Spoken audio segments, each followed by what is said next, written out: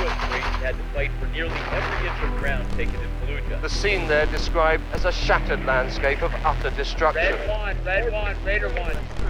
They still battling for control of these stations. Thousands of American, British and Iraqi troops are reported tonight to have begun a new offensive south of Baghdad, opening a new front after the fighting in Fallujah. In November 2004, myself and nearly 13,000 American, British, and Iraqi forces fought the heaviest urban combat since the 1968 Battle of Hue City during the Vietnam War. Before Fallujah, I thought I understood war. Bullets and blood, bodies and bandages. Some live, some die. Hoorah. But what combat teaches you is that your circle shrinks to the handful of people who are there with you. Nobody and nothing else matters. Not the flag, not our families or fellow Americans back home. Not a fictional hunt for weapons of mass destruction. Not the Iraqi people. And surely not the politicians who sent us to war. My fellow Americans, major combat operations in Iraq have ended. In the Battle of Iraq, the United States and our allies have prevailed. When I was ordered to assault Fallujah, I was one grunt assigned to Alpha Company, 1st Battalion, 8th Marines. And the story you're about to hear is our platoon's house-to-house journey through the bloodiest war in Iraq. Our platoon fought alongside thousands of Americans from across the United States. Husbands from Pennsylvania and Texas, brothers from Georgia and Massachusetts, and sons from Alabama and Mexico City. We were ordered to fight and did whatever we had to do to survive. This is our story.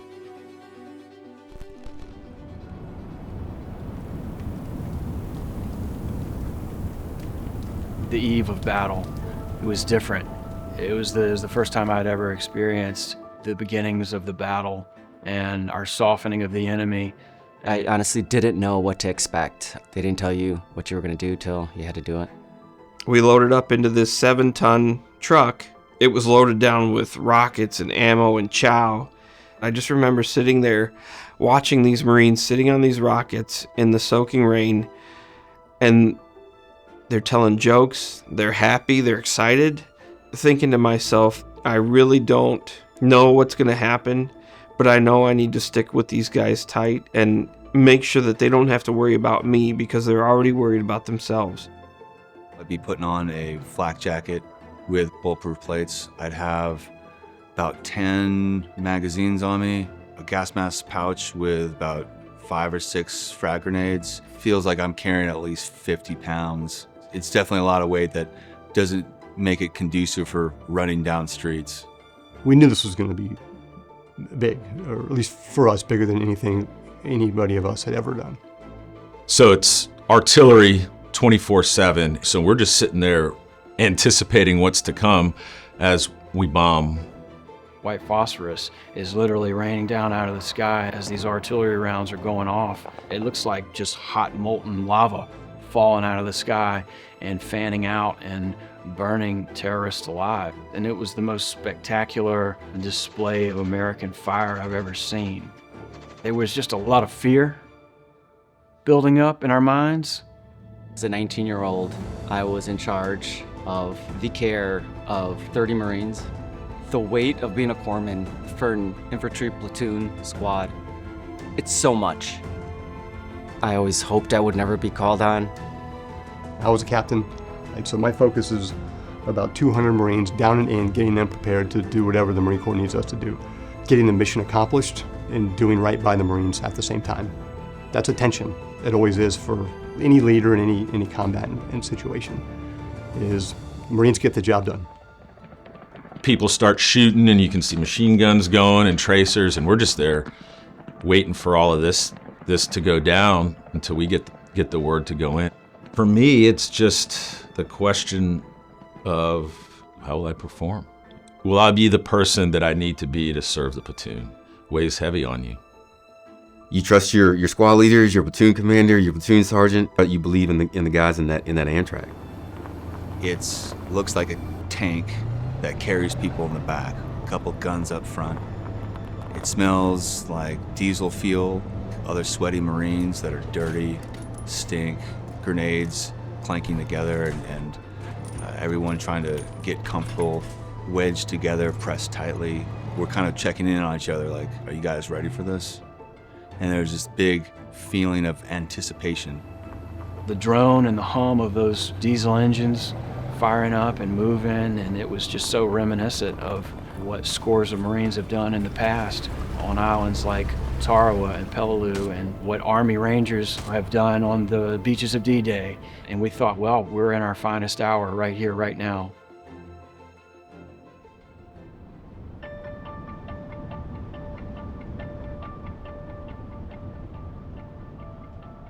Fallujah was just about 40 miles west of Baghdad. It was a sanctuary for enemy insurgents, and they would proceed to go and conduct raids in Baghdad. They'd run in, do bombings, kill people, come back, rest, rearm, and refit in Fallujah. In September of 2004, the 1st Marine Division was given the direction to commence planning for an assault into Fallujah. We thought there was probably 2,000 to 3,000 enemy in the city at the time. We're talking about a city that's about 12 square miles that had a population of 269,000. The enemy had been able to build up for 6 months prior to us getting in there. It was going to be a vicious fight. So they built up, and they came from all over the Middle East.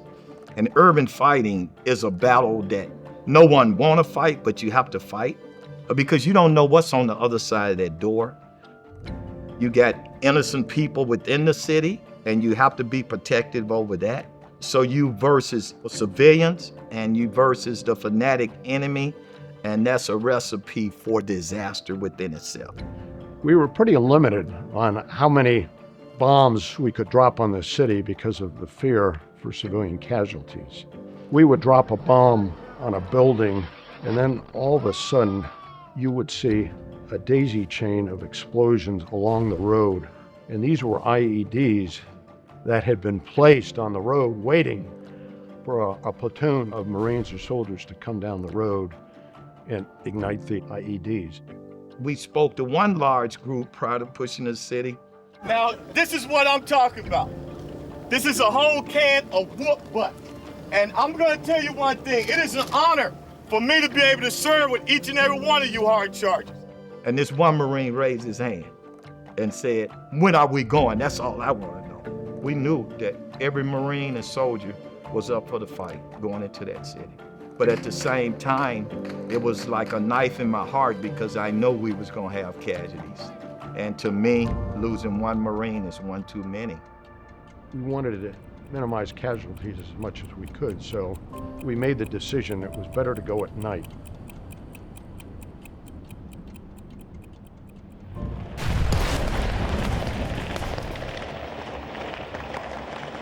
Riding through the streets of Fallujah at night, you hear gunfire, smell just sewage, smell gunpowder residue from munitions being exploded, and feeling like I wanted to get out of this vehicle because I don't know how much of a target we are.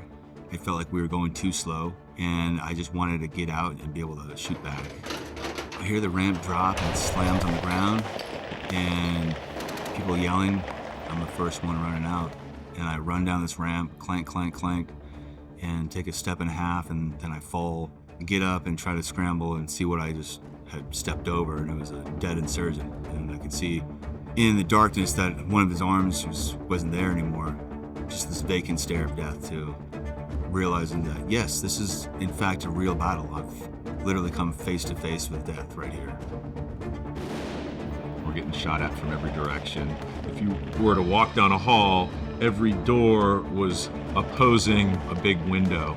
You'd have to run because as soon as you crossed that door, a round would snap and hit the wall behind you. So it was just crazy.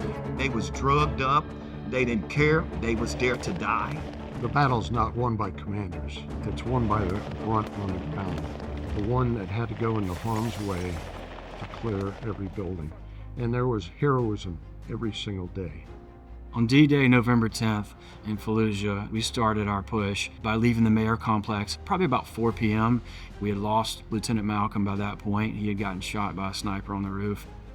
horrors of war were sinking in and were real. We were on foot. We start bounding through the rubble outside of the complex. And then we held up in a little office building outside of the complex. It was a 4-lane highway, the main vein of Fallujah. And I remember all 3rd Platoon huddled inside of this office room. We started bounding across the street. Gunfire was going off, and there were bullets skipping off of the street all around us. So we entered Haji Alley after crossing that street. I remember RPGs coming in and skidding on the ground and not exploding, and then moving from cover to cover. I could see bullets ricocheting in front. That's where we started going house to house, gate to gate, door to door, building to building, getting in firefights. You know, as you're going up to these houses, you know, they're throwing grenades out at you.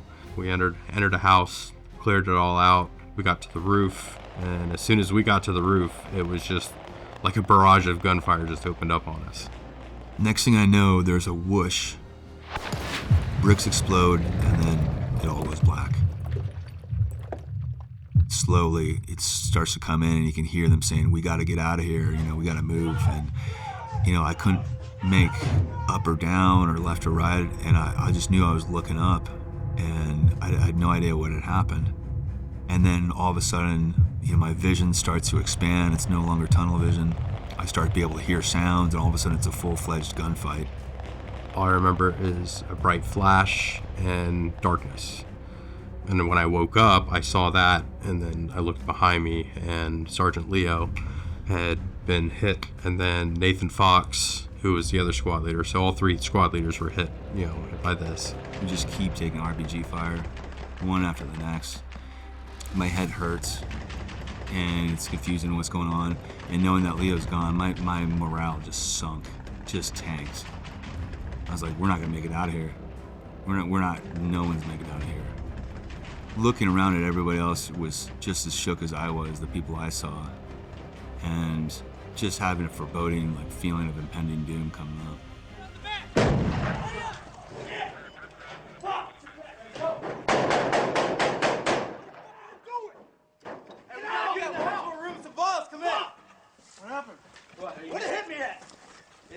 What is this? Hit me. Got me in my face. What is there still someone up there? I said I see a frag. You're like, no. There's a fucking ruined booby trap. That's what it is, sir. All right, let's get the fuck out of here. Get the fuck out of this house. When I went in there, I saw a bunker, and there was a guy sleeping. I shot him, and as soon as I shot him, a frag was thrown at us. So we threw 2 frags in there. When it set off, we went in there, and there was smoke in the whole room we couldn't see.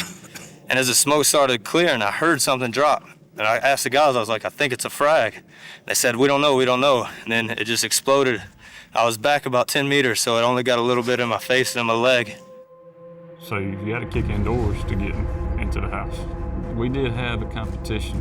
The ones that I did popped right open. The ones that Brad did took a few extra tries. We were alternating our stack, you know, who's first, who's second. It got to a point where we realized that Meadows had a specialty for kicking indoors, so he became kind of the permanent second guy. Brad, he was a Marine's Marine. He was always out front. He was as brave as they come. Brad always wanted to be the guy kicking in the door. He wanted to be the first one in. I was like, you know, it's just not fair. You know, if you're always the first one in, your chances of dying here are a lot greater. We were at the southern end at that point, kind of still clearing houses, kind of just getting the last remnants of people out. We had not seen any contact, which was, you know, it was kind of strange. I feel like, you know, we might have had our guard down a little bit. We went into a house, and there were some signs ahead of time that there was going to be somebody in there, but we just didn't notice. I was posted up and providing security, looking through alleys and streets right around that house. So we go up to the door, and it was one of them that popped right open because it wasn't even locked. And, you know, that should have been another sign that there was somebody in there. If you want to go, I'll go first. Brad's first, like he always wanted to be, and I'm right behind him. He moves to go to this door. There was 3 guys, I think, in this room, just waiting, sitting there with a machine gun and as soon as he came into that line of sight, they pulled the trigger.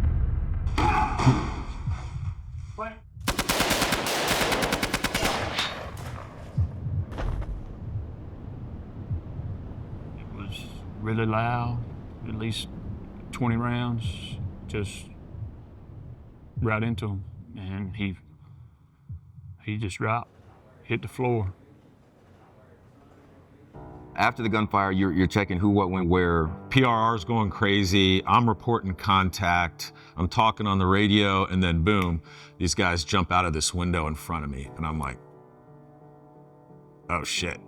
I pulled my rifle up as fast as I could, and I just started squeezing the triggers. I could see I hit them, but they didn't go down. I think he was dead before he hit the ground. He never moved and never made another sound.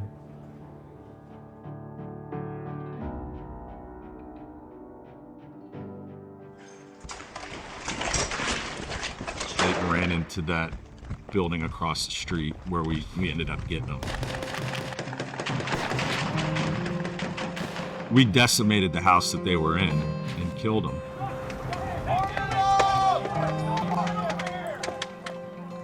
They yelled for Corman up, and they went back in to grab Faircloth, and they drug him out. Checking his pulse, I can't find a pulse. I'm trying to listen to see if I can hear him breathe. I can't hear him breathe. I'm trying to figure out why there's not as much blood as there should be.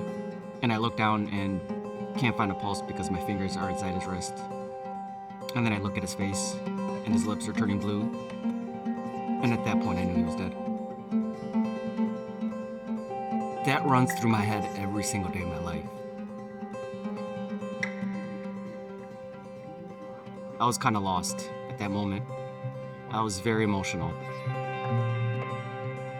I was really emotional. I failed at doing my job.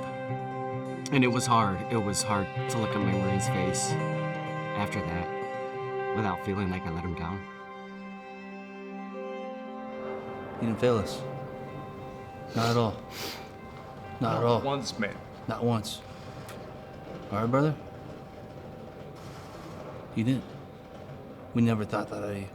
Still don't, never have. You always had our back, all right? It's never changed. Okay? It's never changed, bro. Gotcha, man.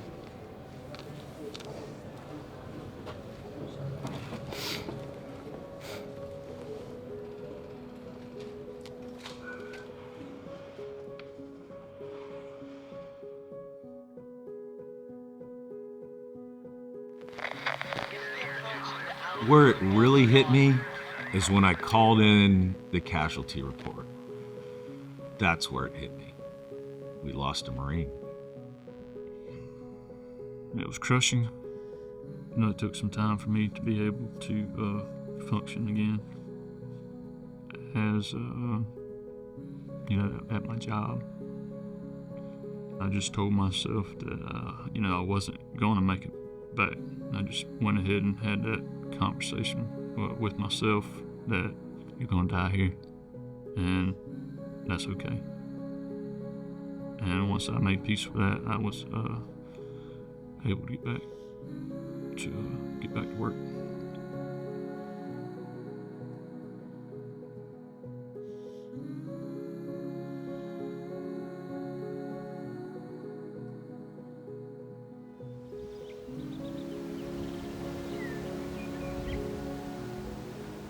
Well, actually, it kind of happened Thanksgiving Day here. And on the news, you know, today in the streets of Fallujah, we had so many people killed. And I just went, I wonder if that was Bradley.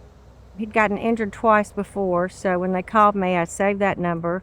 I get in the car to drive home, and it's on a real hilly road, so the signal was coming in and out, and that number pops up from Camp Lejeune, and he said, Miss Faircloth, where are you?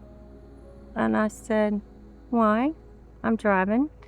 He said, how far are you from home? I said, I don't know, 30 minutes or something. He said, do you need someone to come and help you drive you home? I said, What happened to Bradley? I'm not at liberty to say, but are you okay to drive? I said, dude, you got to say nothing else. That's all you got to say. I get down to the road I live on, and I took my foot off the pedal. It hit me that I was not going to have to guess anymore. No.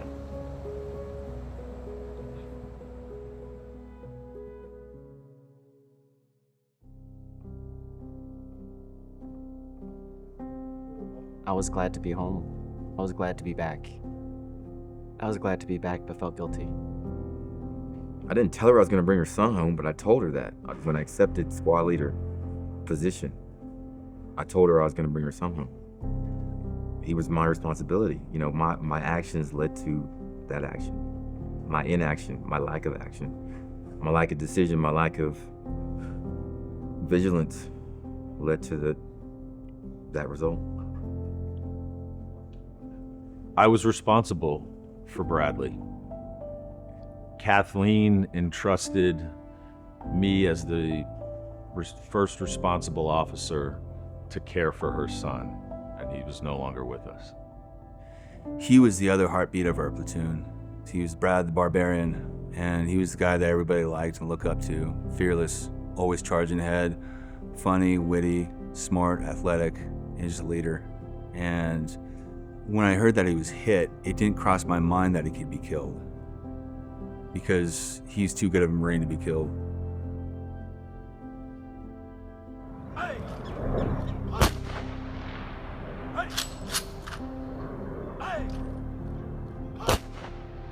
The memorial service kind of finalized everything, made it even more real that Faircloth was dead. I'm not very good with words, and I didn't know what to say. Just told her I was sorry, and I told her how much I thought of Brad. It's probably one of the most difficult moments in my life. Having to talk to the mother of the Marine that didn't make it back, and to ask her for forgiveness. Well, I was so full of joy to see you guys. I guess knowing Bradley wasn't alone when he died was the most comforting. And then seeing how much each one of you cared about him was sort of amazing to me. I don't think I really saw too much of your pain at that memorial service. I was kind of in a state of shock, but I really felt like they were being strong, so I'd be strong. My relationship with Kathleen means a lot. She treats me as if I was one of her own. I can feel that she loves me just as much as a mother could love one of their kids, and that means a lot. She's constantly telling me it's not my fault. I need to stop blaming myself. The first time she embraced me was my happiest experience with her. The very first time. So being with Miss Kathleen is healing. As I've been able to spend time with these guys and go to their weddings and see their babies born, it's a gift. I feel restored in a way. I have sons all over the United States, and I believe with my whole heart, if I ever needed anything, like really needed anything, I could call. A part of y'all died over there. A piece of your life is gone that you can never get back, but you live with it. Bradley's dead, and I appreciate that people remember him, but I much more care about the ones that are living. There's a lot of guys out there hurting that hadn't quit hurting in 20 years. And you cannot do anything for the dead, they're gone, but you can definitely do something for the living. And if I had a wish, that would be the wish.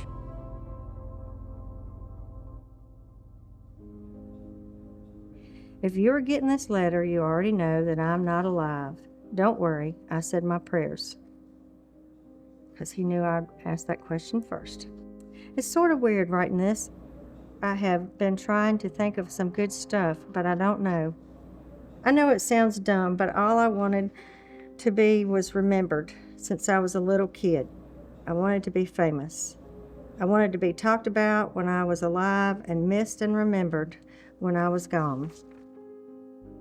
I thought that I would do something great one day. Maybe I'll get a special medal or something. My worst fear is being forgotten by people that knew me. Well, Mom, I'm sorry. I love you and the family and my friends very much. Remember that. I hope I made you all proud because I tried. We got this cadence that we sing that goes like this. If I die in a combat zone, box me up and ship me home. Pin my medals on my chest. Tell my mama I did my best.